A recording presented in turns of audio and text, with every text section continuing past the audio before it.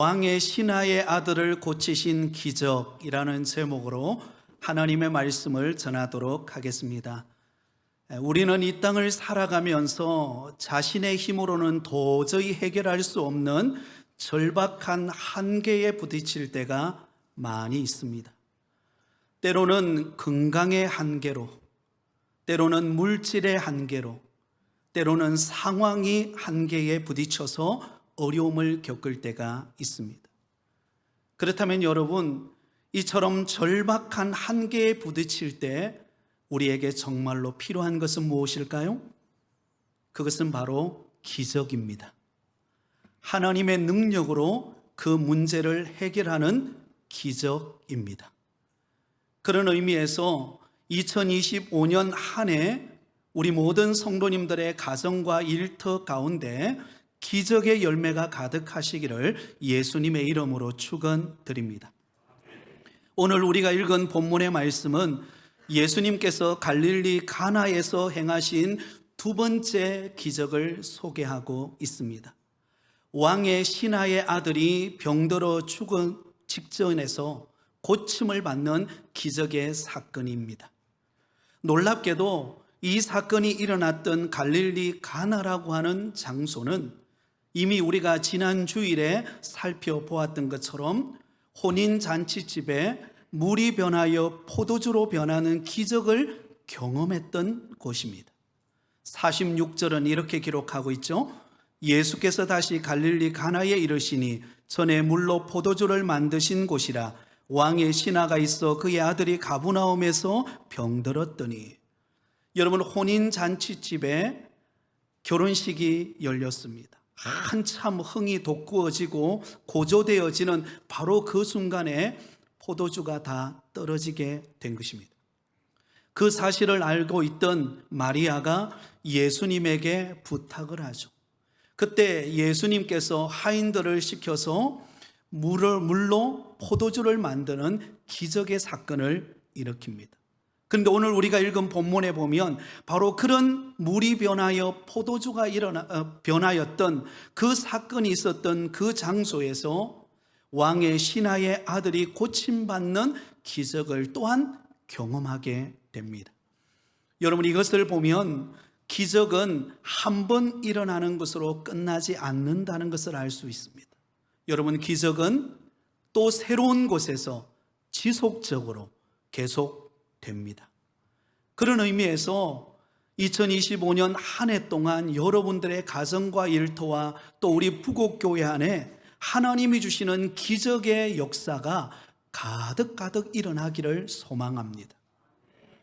여러분, 오늘 본문에 보면 예수님께서 갈릴리 가나에 머물러 계셨습니다. 그때 가브나움으로부터 왕의 신하 한 사람이 급하게 예수님에게로 달려옵니다.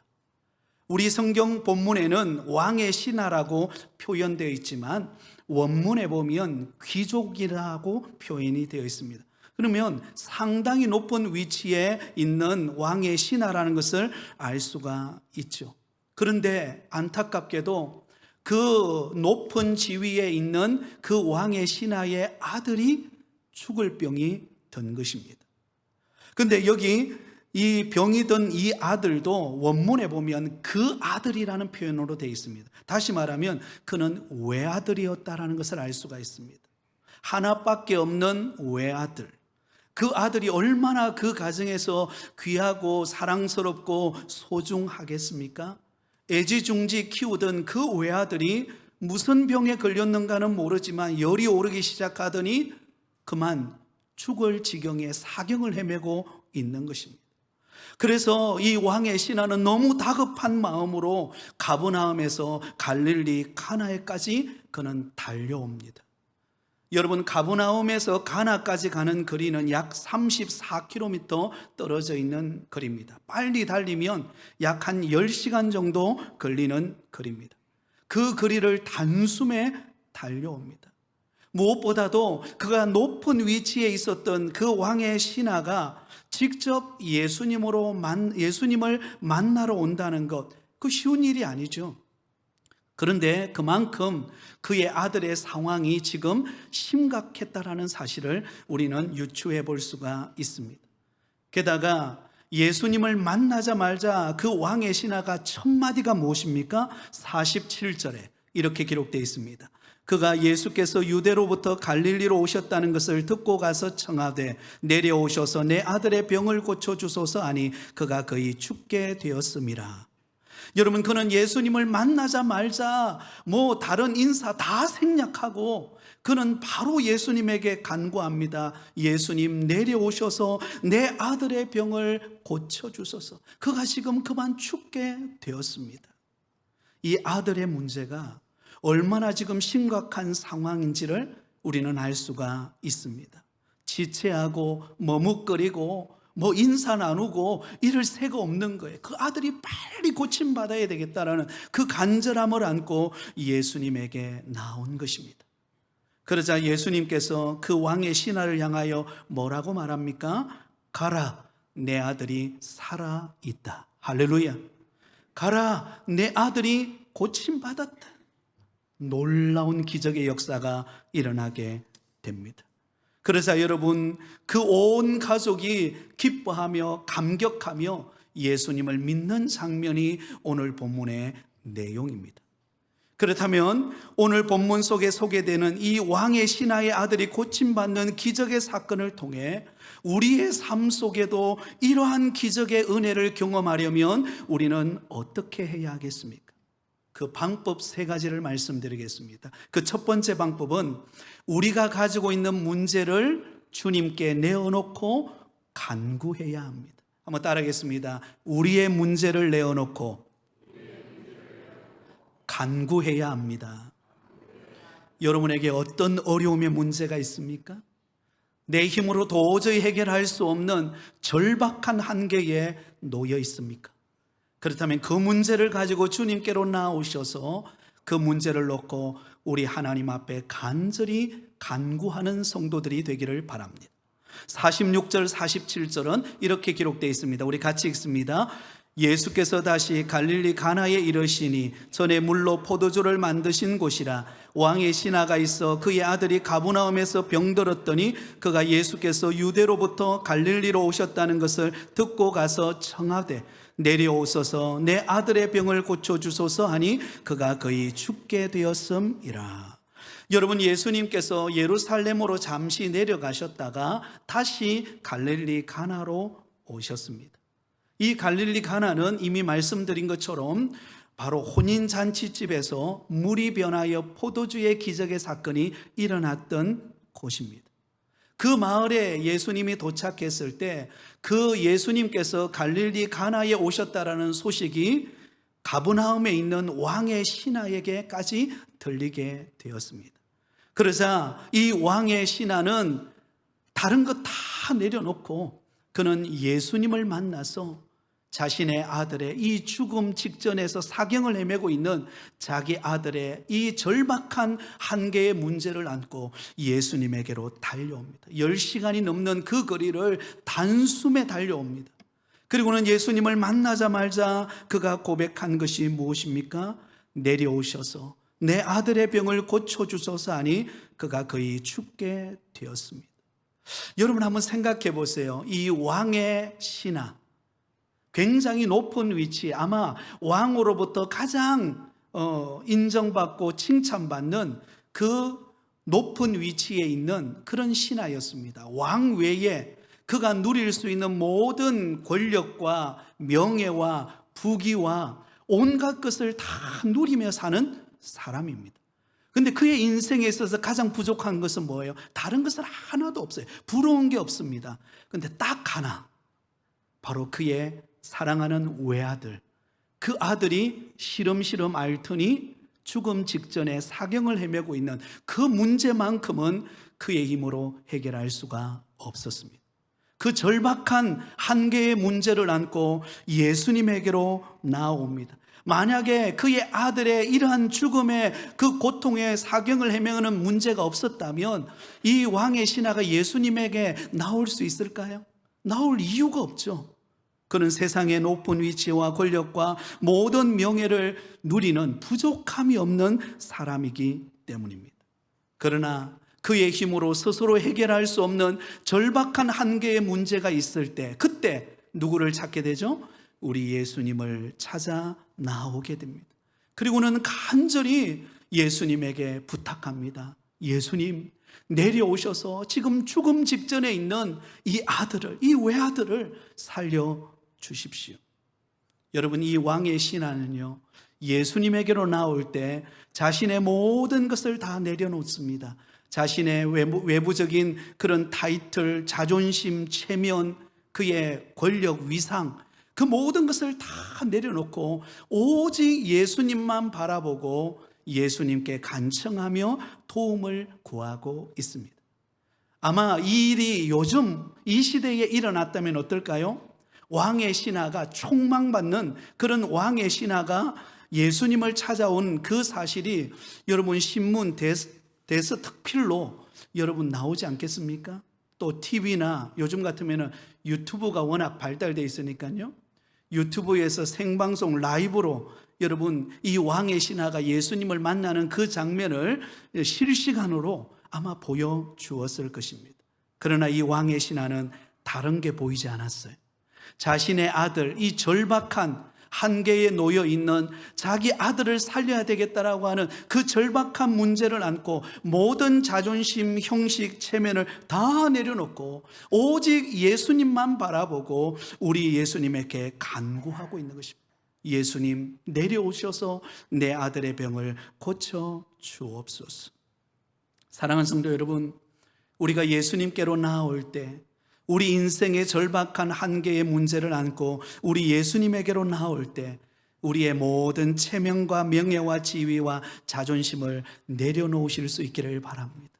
그리고 오직 주님만 바라보고 주님께서 역사하시기를 기대하면서 솔직한 마음으로 있는 그대로 우리의 연약함의 문제, 우리의 육신의 아픔의 문제, 우리 가정의 안타까운 현실의 문제, 여러 가지 답답하고 괴로운 문제를 내어놓고 우리 주님께 간구하는 여러분 되기를 바랍니다. 예레미야서 33장 2절에서 4절까지 보면 이렇게 우리에게 약속하고 있습니다. 간구하는 자에게 하나님께서 약속하시는 말씀이 무엇일까요? 우리 같이 읽습니다. 시작. 이를 행하시는 여호와, 그것을 만들어 성취하는 여호와, 그의 이름을 여호와라 하는 이가 이와 같이 이러시도다. 너는 내게 부르짖으라. 내가 내게 응답하겠고 내가 알지 못하는 크고 은밀한 일을 내게 보이리라. 할렐루야. 너는 내게 부르짖으라. 그리하면 내게 응답하겠고 내가 알지 못하는 크고 은밀한 일을 내게 보여주시겠다. 사랑하는 성도 여러분, 여러분에게 어떤 인생의 한계에 절박한 문제가 있습니까? 그것을 안고 여러분, 일을 행하시는 여호와, 성취하시고 응답하시는 우리 주님께로 나와서 그 문제를 내어놓고 기도하는 여러분 되기를 바랍니다. 그러면 여러분, 우리의 기도는 마치 뭐와 같은가? 바로 이 추운 겨울날 우리 방을 따뜻하게 해주는 온도 조절계와 같습니다. 여러분, 온도계와 온도 조절계의 차이점이 무엇이죠? 온도계는요, 밖의 날씨에 따라서 그 온도가 변하는 것을 온도계라고 말합니다. 밖의 날씨가 영하 10도면 그 온도계에 영하 10도가 표시됩니다. 그리고 좀 따뜻해져서 영상으로 올라오면 영상 5도 정도 되면 그 온도계가 영상 5도로 조절이 됩니다. 밖의 상황에 따라, 여러 가지 형편에 따라 온도계는 조절 왔다 갔다 합니다. 근데 여러분, 온도 조절계는 달라요. 여러분의 가정의 집안에 있는 이 온도 조절계는 내가 오늘 우리 방은 조금 따뜻하게 해야 되겠다, 그래서 한 26도 정도 해야 되겠다. 그러면 여러분, 온도 조절계를 26도를 딱 맞춰 놓으면요, 밖에서는 영하 10도, 20도, 비가 내리고 눈이 내리고 온갖 추위에 떨지만 방 안에 들어오면 그 온도 조절계가 26도에 딱 맞춰 있기 때문에 어때요?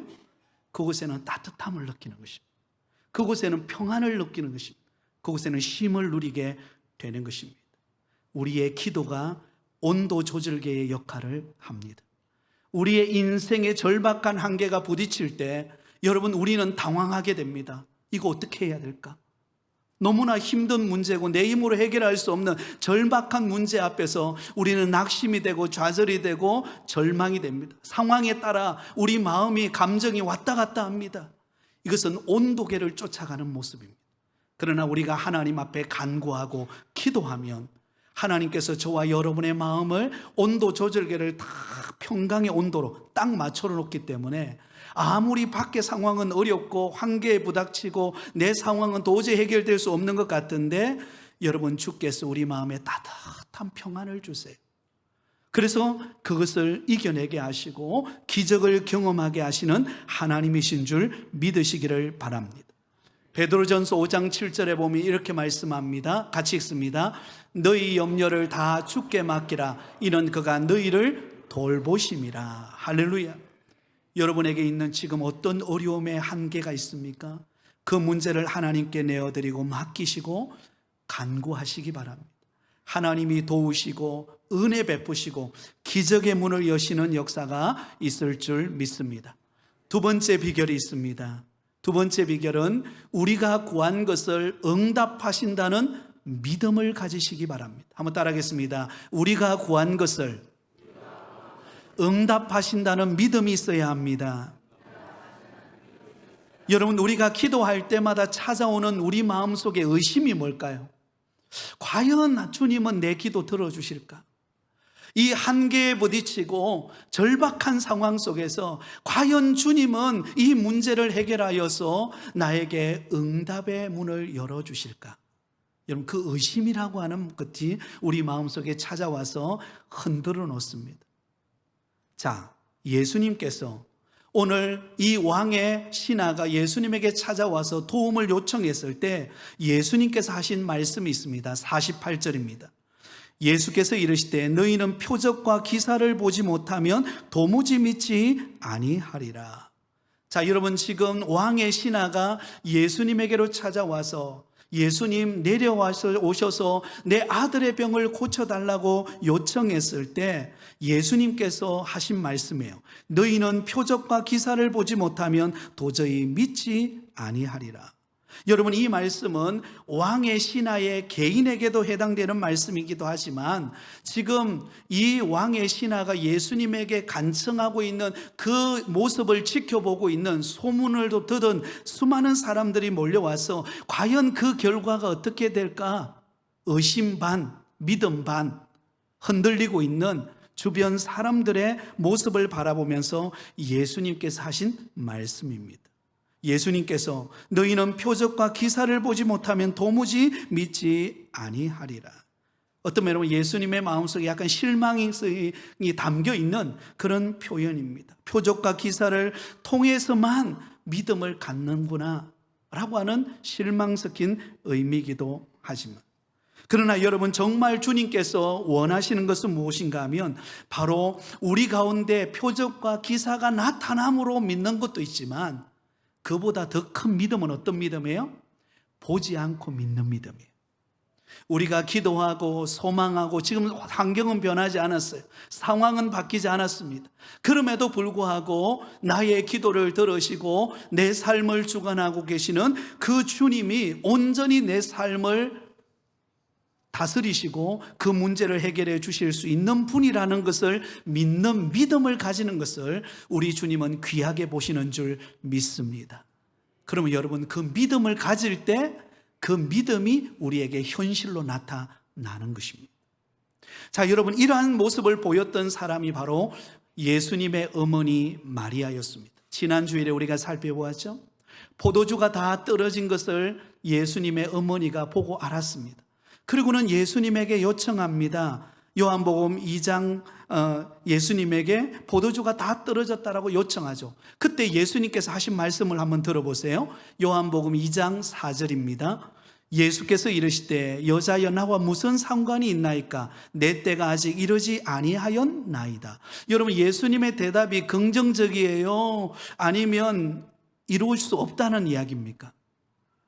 긍정적인 의미보다는 약간 어쩌면 부정적인 의미가 좀 담겨 있는 것처럼 뉘앙스가 느껴집니다.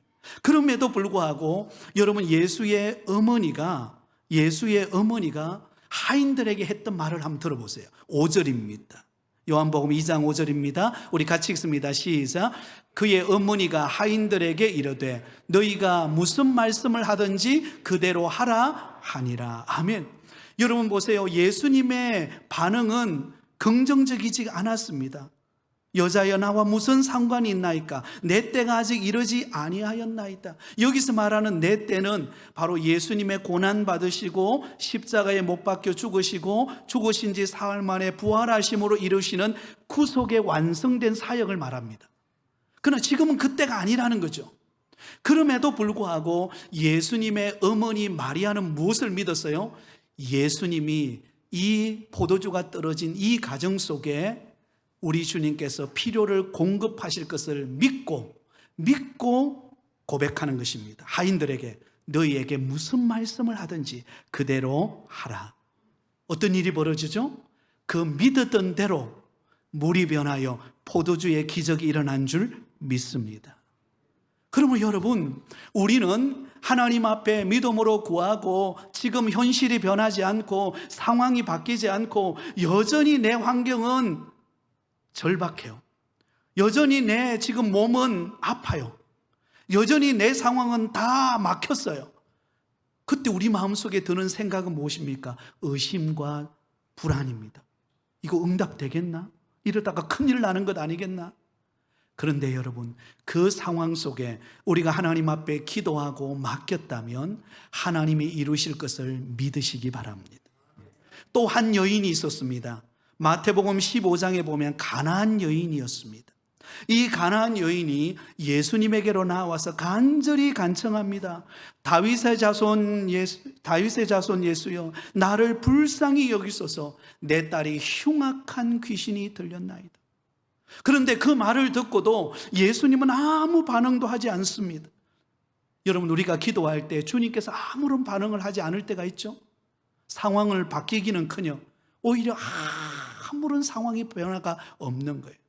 그래서 여러분, 이 여인은 포기하지 않습니다. 그리고 더 큰 소리로 이렇게 고백합니다. 다윗의 자손이여, 나를 불쌍히 여기소서. 내 딸이 흉악한 귀신에 들렸나이다. 그때 예수님께서 하셨던 말씀이 어떤 말씀일까요? 나는 이스라엘의 집에 잃어버린 양 외에는 다른 데로 보내심을 받지 아니하였노라. 다시 말하면 난 너와 상관없다는 이야기입니다. 얼마나 섭섭합니까? 여러분, 우리가 하나님 앞에 기도하고 부러지졌는데 다른 사람은 다 응답이 잘 돼요. 간정이 있고 열매가 있고 교회 오면은 하나님께서 지난주에 내 삶 속에 이렇게 역사하셨다고 하는 고백이 있는데 나의 지난주 한 주간의 삶은 아무런 변화가 없어요. 그럼 주님은 저 집사님은 사랑하고 나는 사랑하지 않는 것일까요?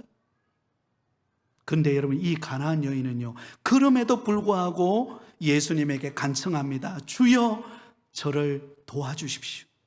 그러자 여러분, 예수님이 쐐기 박는 말씀을 합니다.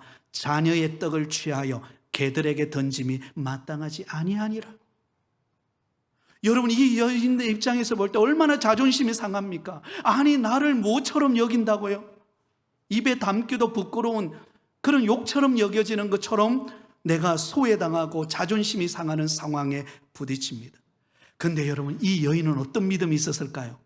주님께 나와서 간청하면 반드시 응답하신다는 믿음이 있었어요. 그래서 이 여인은 이렇게 고백합니다. 주여, 올소이다마는 개들도 제 주인의 상에서 떨어지는 무엇을 먹나이다?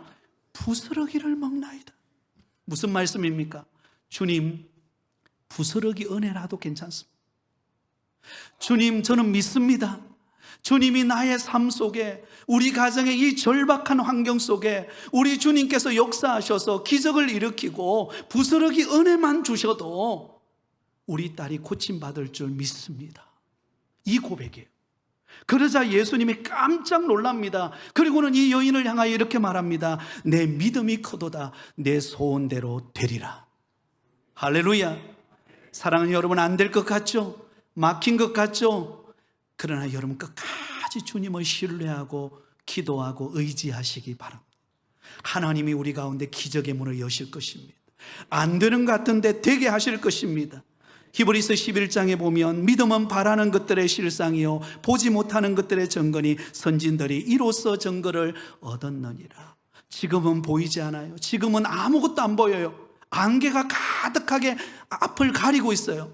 근데 여러분, 안개는 어때요? 시간이 조금 지나면 어때요? 안개는 사라집니다. 우리 인생을 가려오고 있는, 우리의 마음을 의심하게 만들고 우리의 상황을 닫혀놓게 하는 그 모든 환경이 그쳐지는 때가 올 줄 믿습니다. 그러므로 우리 주님을 신뢰하고 믿음으로 기도하고 담대히 주님을 의지하며 나가는 저와 여러분이 되기를 예수님의 이름으로 축복합니다. 마지막 세 번째는 비결이 있습니다. 예수님의 말씀을 믿고 순종해야 합니다. 한번 따라하겠습니다. 주님의 말씀을 믿고 순종하자. 여러분, 순종하면 어떤 일이 일어날까요? 기적의 문이 열립니다. 우리 마지막으로 50절을 같이 읽습니다. 시작. 예수께서 이르시되 가라, 내 아들이 살아있다 하시니 그 사람이 예수께서 하신 말씀을 믿고 가더니. 아멘. 여러분, 예수님께서 간청하는 이 왕의 신하를 향하여서 예수님께서 이렇게 말합니다. 가라, 내 아들이 살아있다. 지금 그 아들은 어떤 상태였습니까? 열이 너무나 심하여서 죽음 직전이었습니다. 언제 죽을지 모르는 절박한 상황이었습니다.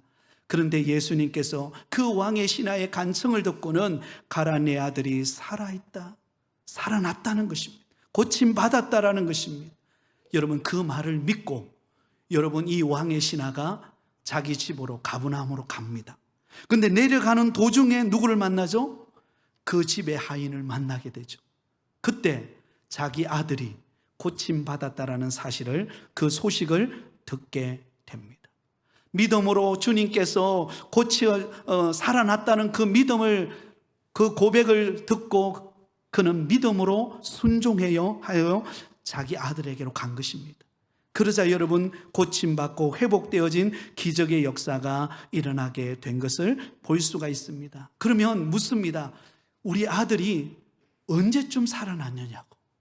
그리 물었더니요, 7시에, 우리나라 나이 시간으로는 오후 1시에 그 뜨거웠던 열기가 서서히 줄어들더니 정상적으로 회복되어지게 되었다라는 것입니다. 사랑하는 성도 여러분, 우리가 하나님의 말씀을 믿고 순종의 발걸음을 내어디디면 하나님은 우리 앞에 기적의 홍해의 문을 여실 줄 믿습니다. 그럼 여러분, 이 한 해 주의 말씀을 붙잡고 믿음으로 살아가시기 바랍니다. 하나님의 역사가 일어날 것입니다. 말씀을 맺겠습니다.